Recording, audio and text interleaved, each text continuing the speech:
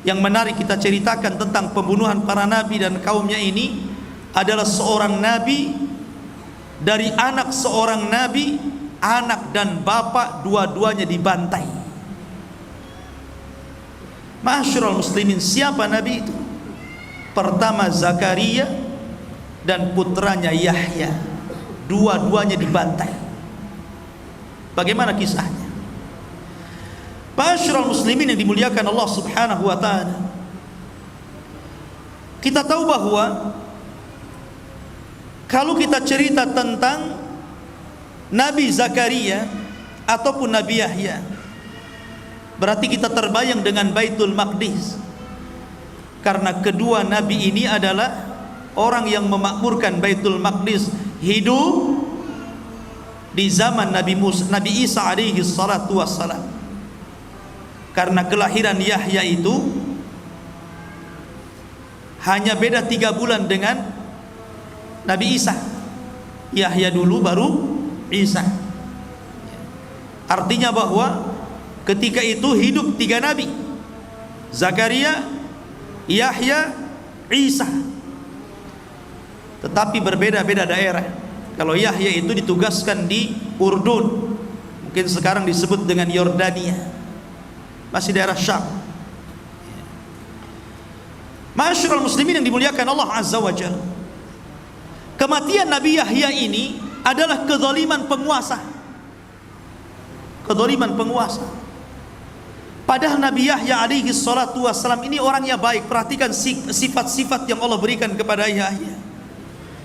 Allah menyebutkan dalam Al-Quran, dalam surah Maryam ayat 12 sampai 14, Ya Yahya khudhil kitaba biquwwatin wa atainahul hukma sabiyya. Wahai Yahya, ambillah kitab itu, maksudnya Taurat, dengan kuat, dan kami berikan kepada Yahya itu kebijakan dalam menyampaikan hukum sejak kecil. Artinya Yahya itu sudah diangkat menjadi nabi sejak kecil. Kalau Nabi SAW diangkat setelah 40 tahun kan, ini sudah sejak kecil sudah diangkat jadi nabi. Makanya dikisahkan di usia anak-anak Yahya ini selalu diajak main oleh kawan-kawannya. Anak-anak kecil kan suka main gitu kan, apalagi usia 7 tahun 8 tahun kan suka main. Tapi Yahya mengatakan apa? Innama lastu, sesungguhnya saya tidak khuliqtu bil la'ibi, sesungguhnya saya tidak diciptakan untuk main-main. Kalau kalian main-main silahkan, tapi saya diciptakan bukan untuk main-main. Oh, kalau ada anak kecil kayak gini mantap. Justru anak kecil sebaliknya, saya diciptakan untuk main-main katanya. Tapi ini tidak. Dia mengatakan saya diciptakan untuk beribadah, bukan untuk main-main. Makanya Yahya itu sedari kecil dia betul-betul mengikuti gaya bapaknya Zakaria. Walaupun Yahya ini sebenarnya kelahiran yang aneh. Kenapa? Karena bapaknya usianya 100 tahun, ibunya 90 tahun, dinyatakan mandul. Tapi karena nilai sebuah doa, Allah kabulkan, dan juga berlomba-lomba dalam kebaikan Zakaria. Akhirnya Allah Subhanahu wa taala kabulkan, punya anak namanya Yahya. Kemudian Allah mengatakan wahananan milladunna, kami berikan hanan. Hanan itu biasanya dipakai dalam kalimat kasih sayang ibu kepada anak. Hananul walid liwalidihi, kasih sayang ibu kepada anak. Saya kira seorang ibu, saya yakin sangat sayang dengan anak. Tetapi Nabi Yahya alaihi salatu wassalam, Allah berikan sifat keibuan, seolah-olah dia sayang dengan bapaknya Zakaria, karena Zakaria sudah tua. Makanya diberikan sifat itu. Makanya di akhir ayat Allah mengatakan wa barran biwalidayhi, dan Yahya itu orang yang paling berbuat baik dengan orang tuanya. Wa hananan min ladunna, wa zakatan, orangnya bersih hatinya, wa kana taqiya, orangnya takwa, wa barram biwalidayhi, orangnya berbuat baik kepada orang tua. Lihat, ini orang baik, kenapa bisa dibunuh? Walam yakun jabbaran asiyah, dan dia bukan orang sombong dan bukan ahli maksiat. Dari sini ikhwatu fillah muliakan Allah azza wa jalla. Makanya heran ketika Nabi Isa alaihi salatu wassalam dihabarkan tentang kematian Yahya yang sangat sadis, dia pun sedih dan terus menangis atas kematian Yahya itu. Ceritanya begini, di Damaskus itu ada seorang raja zalim namanya Haddad ibn Hadar, raja zalim. Tapi walaupun demikian, kalaupun ada apapun, raja ini terkadang juga minta fatwa kepada Yahya alaihi salatu wassalam. Allah takdirkan dia suka dengan salah satu wanita, sayangnya wanita ini masih mahramnya, sehingga dalam syariat Yahya haram, tidak boleh menikah dengan orang yang ada hubungan mahram. Sama di syariat kita juga sama. Tetapi karena orang tua gadis ini, karena dalam riwayat, ini dalam riwayat yang lain ceritanya, raja ini punya istri, istrinya sudah tua. Kemudian dia punya anak, tapi bukan dari sang raja, dari bapak yang lain. Anak ini cantik. Lah si raja ini sudah tidak mau lagi sama istrinya karena sudah tua, jelek. Akhirnya sama istrinya itu disuruh nikah dengan anaknya, tapi bukan anak sang raja, dari laki-laki lain. Ada yang mengatakan bahwa yang dinikahi itu putri bibinya, dan dalam syariat mereka tidak boleh. Kemudian akhirnya karena ibundanya ini sangat rakus kekuasaan, sangat rakus dengan kekayaan, sangat ingin menguasai kerajaan, akhirnya dia dorong terus putrinya supaya nikah dengan raja. Disuruh dandan cantik-cantik, disuruh ngerayu. Akhirnya sang raja pun tertarik dengan wanita itu dan tergila-gila. Nyala, antum saja kalau dirayu perempuan, jangankan yang cantik, yang jelek saja kelepek-kelepek. Masyarul muslimin yang dimuliakan Allah azza wa jalla. Lah rupanya orang-orang pun berbicara tentang itu. Akhirnya mulai melebar tuh. Karena mulai melebar, apalagi kemudian sudah terdengar ke telinga Yahya, dan Yahya memfatwakan haram, tidak boleh, dan didengar oleh manusia banyak. Akhirnya kemudian mereka pun meminta fatwa kepada Yahya. Kenapa tidak ke Zakaria? Karena Yahya itu dikenal kelembutannya. Dia nggak mau ke Zakaria, ke bapaknya, dia mau ke anaknya. Tapi namanya hukum tidak kenal keras atau lembut. Kalau haram ya haram, mau ngomong haram ataupun haram sama saja. Itu kan hanya kata teriak dengan kata lembut saja kan. Tetap saja haram. Kemudian akhirnya karena sudah diharamkan oleh seorang nabi, wanita ini kemudian tidak mau dinikahi. Tapi sang raja sudah tergila-gila masalahnya, dia tetap ingin mau menikahi wanita itu. Disinilah dimainkan oleh siasat wanita busuk itu. Kata wanita ini, baik, kalau engkau menginginkan diriku menikah dengan diriku, maka maharnya kepala Yahya bin Zakaria. Syaratnya itu. Karena raja sudah tergila-gila, macam mana kan? Maka dia pun mengutus pasukan untuk mendatangkan kepala Yahya bin Zakaria. Datanglah pasukan besar. Dalam riwayat bahwa Yahya itu dibunuh sedang berada di Baitul Maqdis dan sedang sholat dalam mihrab. Pasukan ini datang, kemudian ditangkap, betul-betul dimutilasi, dipotong kepalanya, Kemudian kepalanya dibawa dan diletakkan di piring emas. Kemudian dibawa ke istana. Sementara jasad Yahya ini dikirimkan kepada ayahnya Zakaria yang sudah tua renta.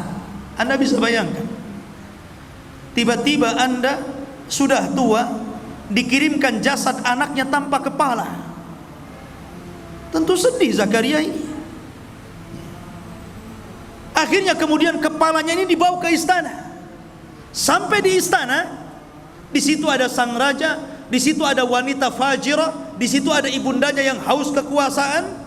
Prajurit pun datang dan meletakkan kepala Yahya di atas bejana emas, kemudian disuguhkan kepada sang raja. Oh, wanita ini tertawa, senang, keinginannya menjadi sebuah kenyataan. Tetapi Allah Subhanahu wa taala berfirman, "Wala tahsabannallaha mukhlifa wa'dihi rusulah. Innallaha azizun dzuntiqam." Jangan kira Allah Subhanahu wa taala tidak pernah memberikan janji-janji kepada para utusannya. Sesungguhnya Allah kalau sudah menimpakan azab, maka Allah akan timpakan dengan sangat keras. Dan Allah juga berfirman, "Wala tahsabannallaha ghafilan amma ya'malu zalimun." Jangan kalian sangka Allah lalai dari perbuatan zalim kalian. Tidak, Allah tidak pernah lalai. Man adali waliyan faqad adzantuhu bil harbi. Siapa yang memusuhi wali-waliku, maka dia sudah ngajak perang bersamaku, kata Allah Subhanahu wa taala. Maka ketika wanita ini tertawa terbahak-bahak karena bahagianya, tiba-tiba Allah kirimkan gempa dalam istana. Bergegar istana itu. Rupanya tanah yang diinjak wanita itu terbelah. Akhirnya wanita itu terperosok, sedikit demi sedikit masuk jasadnya, sehingga ketika sudah sampai kepala, tiba-tiba bumi itu merapat dan menjepit kepalanya. Sampai di sini, tinggal kepalanya saja. Maka orang-orang pun berteriak, "Apa yang kalian lakukan? Yang kalian bunuh ini seorang yang saleh, seorang nabi. Kenapa kalian bunuh?" Kama tadinu tudan. Sebagaimana kalian sudah memenggal orang ini, penggal kepala wanita itu. Penggal kepala wanita itu. Maka lekaslah para prajurit mengambil pedangnya dan menebas kepalanya. Kemudian membawanya. Al jaza min jinsil amal. Sebagaimana dia sudah menebas kepala Yahya, maka sekarang dia ditebas kepalanya. Ma'asyiral muslimin, selang beberapa waktu dari peristiwa itu, kemudian orang pun membicarakan tentang kematian Yahya. Datanglah pasukan besar, pasukan yang dipimpin raja yang paling zalim di dunia, Bukhtun Nasr. Dan sering saya katakan, di dunia ini hanya ada 4 raja yang pernah menguasai sebagian besar dunia. 2 mukmin, 2 kafir. Sulaiman dan Dzulqarnain mukmin, Namrud dan Bukhtun Nasr. Ini dua-duanya raja zalim. Selang beberapa waktu setelah pembunuhan Nabi Yahya, datang pasukan Bukhtun Nasr, kemudian menghancurkan negeri Damaskus dan membunuh 75,000 75.000 manusia dibantai. Lihat. Dan itu Allah Subhanahu wa taala isyaratkan dalam Al-Qur'an.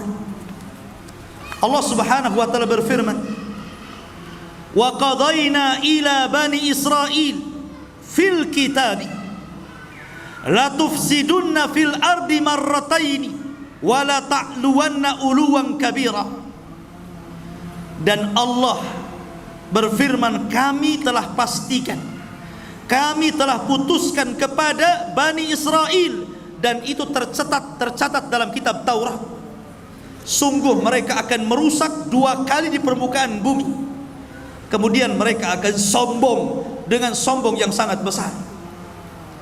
Fa idza jaa wa'du ulahuma Maka apabila telah datang janji salah satu dari keduanya, ba'atsna 'alaikum, kami akan bangkitkan kepada kalian wahai Bani Israel, ibadan lana, hamba-hamba kami, uli ba'sin syadid, yang memiliki kekuatan yang sangat besar.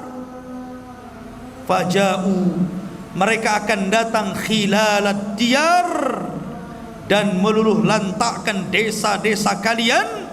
Wa kana wa'dan maf'ula, dan ini ketetapan yang pasti bagi Allah. Allah isyaratkan dalam Quran, karena kalian sudah membunuh Yahya, datang pasukan besar yang lebih zalim lagi, kemudian menghancurkan negara itu. Bahkan 75.000 dibantai oleh Bukhtun Nasr.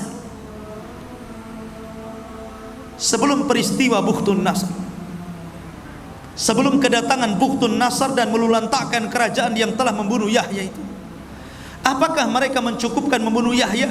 Tidak. Iblis tidak terima kalau seorang nabi yang dibunuh cuma satu, kalau bapaknya masih hidup. Bapaknya masih hidup, Zakaria, dia sudah tua. Maka ketika para pembunuh ini berkumpul, syaitan datang menjelma manusia, kemudian membicarakan tentang tuduh-tuduhan kepada Zakaria dan mengatakan, kalian ingat tidak, Maryam kan dahulu punya anak namanya Isa, tidak ada bapaknya, dan tidak ada yang masuk ke mihrab Maryam kecuali Zakaria. Jangan-jangan Zakaria yang menghamili Maryam. Nah, mulailah dia, syaitan didatang, bangkit orang-orang itu baru saja membunuh anaknya itu. Akhirnya mendengar bahwa Zakaria akan dibunuh, Nabi Zakaria pun sembunyi ke dalam hutan. Kemudian dalam hutan tersebut ada satu pohon yang menolong Zakaria, disuruh sembunyi dalam pohon itu. Tiba-tiba pohon itu belah, dan itu mukjizat Zakaria. Masuklah Zakaria di situ. Namun sayangnya iblis datang. Ketika Zakaria masuk, bajunya kemudian ditarik sedikit, sehingga ketika pohon itu rapat, nampak tuh ada bajunya sedikit saja. Ketika pasukan itu mengejar Zakaria sampai ke hutan, maka iblis datang dan mengatakan, aku tahu di mana Zakaria bersembunyi. Dan untuk memastikan kebenaran ucapan iblis ini, dia memperlihatkan baju yang keluar dari pohon itu. Itu dia di situ. Dari sinilah maka para prajurit membawa gergaji. Dari situlah kemudian mereka memotong pohon itu persis di lambungnya sih, seolah-olah digergaji jadi dua. Namanya manusia ya kesakitan lah, walaupun dia seorang nabi, karena dia bukan malaikat. Zakaria sempat dia kemudian berteriak kesakitan, tetapi Allah Subhanahu wa ta'ala berfirman, ya Zakaria, kalau engkau terus berteriak karena kesakitanmu, la khusifa bihimul ardu, tentu bumi akan ditimpakan kepada mereka untuk menelannya. Setelah Zakaria tahu kalau dia sampai terus meneriakkan rasa sakitnya, kaumnya akan ditelan bumi dan akan ditelan oleh bumi yang sangat besar ini, maka dia tutup lisannya dengan bajunya supaya jangan berteriak. Kenapa? Rahmatan li ummatihi, karena masih punya kasih sayang dengan umatnya. Masih kasih sayang, dia berharap walaupun kematian putranya seperti itu, kematian diri seperti itu, masih berharap kaumnya ini sadar, bertobat kepada Allah, diutus kepada mereka seorang rasul yang menyadarkan mereka. Dan ini mulianya Zakaria yang patut dicontoh siapapun. Ketika kabar kematian keduanya sampai kepada Isa, Isa sedih. Rupanya, apakah sampai kematian Zakaria selesai? Tidak. Mereka pun membidik Isa. Akhirnya mereka mengirim pasukan. Jadi ini bukan semata-mata mahar wanita itu. Di balik itu ada kekuasaan politik. Sudah bukan cerita mahar lagi. Ini cerita politik di dalamnya. Memang dari dulu mereka benci para nabi dan rasul. Maka mereka mulai membidik Nabi Isa bin Maryam. Mereka kirim pasukan. Tapi Allah takdirkan Isa tidak sebagaimana Yahya dan Zakaria. Isa Allah Ta'ala, karena dia adalah pembawa syariat baru, bukan seorang nabi. Allah harus menjaga syariatnya, jangan sampai terputus dan tidak sampai kepada umatnya. Maka Isa tetap tidak dibunuh, dan Allah angkat yang dibunuh orang yang diserupakannya. Barulah setelah kejadian itu semua, karena begini ya, rusaknya Bani Israel itu setelah wafatnya Zakaria, yang sebelumnya putranya Yahya. Itu menjadi rusak tuh Bani Israel itu. Makanya kerusakan itulah didatangkan Bukhtun Nasr. Bukhtun Nasr inilah yang kemudian menghancurkan Syam, Damaskus, sampai kota Palestina ini dihancurkan semuanya. Sampai 75.000 dibantai, anak-anak, wanita, orang tua, semua dibantai, tidak dibiarkan hidup. Dan orang-orang Yahudi yang berhasil lari tidak banyak, yang berhasil ditangkap jadi budak, jadi budaknya Bukhtun Nasr. Dan itu Allah hinakan, sehingga Allah Subhanahu wa taala berfirman, innalladzina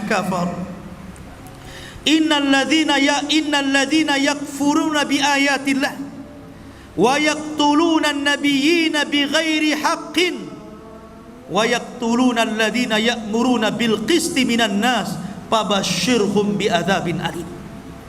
Sesungguhnya orang-orang yang kufur dengan ayat-ayat Allah dan membunuh para nabi tanpa ada sebab yang benar, dan membunuh orang-orang yang memerintahkan keadilan dari manusia, kabar gembirakan kepada mereka dengan azab yang pedih. Dalam ayat yang lain, tadi Al-Imran ayat 21, dan Allah mengatakan dalam surah Al-Baqarah 61, wa dzuribat alaihimudz dzillatu wal maskanatu wa ba'u bi ghadabin minallah. Ditimpakan kepada mereka Bani Israel kehinaan, kenistaan, kemurkaan dari Allah. Kenapa? Dzalika bi annahum kanu yakfuruna bi ayatillah, karena mereka kufur dengan ayat-ayat Allah. Wa yaqtuluna an-nabiyyina bighairil haqq, dan mereka membunuh para nabi tanpa sebab yang benar. Allah timpakan kehinaan kepada mereka, ikhwan. Dan sampai hari ini orang-orang Yahudi itu memang seperti itu. Mereka bangga dengan membunuh para nabi itu, mereka bangga, sangat bangga. Dan Allah mengatakan, latajidanna asyaddan nas adawatan lilladzina amanul yahud. Tidak ada manusia yang paling keras permusuhannya kepada orang-orang yang beriman melebihi orang-orang Yahudi. Tidak ada. Orang-orang Yahudi itu, mereka memang menghalalkan darah di luar kelompok mereka, di luar agama mereka. Walang tarda angkal yahud walan nasara. Tidak akan ridho orang-orang Yahudi. Yahudi dulu baru Nasrani. Kepada siapa? Kepada kita. Hatta tattabi'a millatahum, sampai kita tunduk dengan ajaran mereka. Tidak, kita tidak mau tunduk. Dan di akhir zaman Nabi SAW mengisyaratkan bahwa kita akan berperang melawan mereka, karena mereka adalah para pengikut Dajjal. Dajjal diikuti 70.000 Yahudi Asfahan.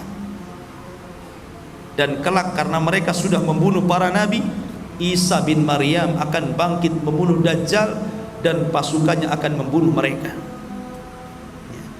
Ma'asyiral muslimin yang dimuliakan Allah Azza wa Jalla. Dan banyak lagi kisah-kisah para nabi. Ini yang masyhur kita ceritakan ya. Karena nabi-nabi itu banyak diceritakan, ribuan para nabi. Cuman sayang 25 nabi dan rasul yang 18 nama disebut dalam surah Al-An'am dan lebihnya di surah-surah yang lainnya, itu pun tidak secara detil Al-Quran menceritakan. Ada sebagian nabi yang disebut nama tapi tidak ada ceritanya. Tapi ada nabi dari awal sampai akhir diceritakan. Ada nabi global saja diceritakan. Tapi yang jelas bahwa Al-Quran ingin mengatakan kepada kita, la nufarriqu baina ahadin mir rusuli. Kita tidak boleh membeda-bedakan para nabi dan rasul kepada siapapun mereka diutus Allah Subhanahu wa ta'ala. Wallahu a'lam bissawab. Mudah-mudahan ada manfaatnya. Subhanakallahumma wa bihamdika asyhadu an la ilaha illa anta astaghfiruka wa atubu ilaik. Allahu ta'ala alam. Assalamualaikum warahmatullahi wabarakatuh.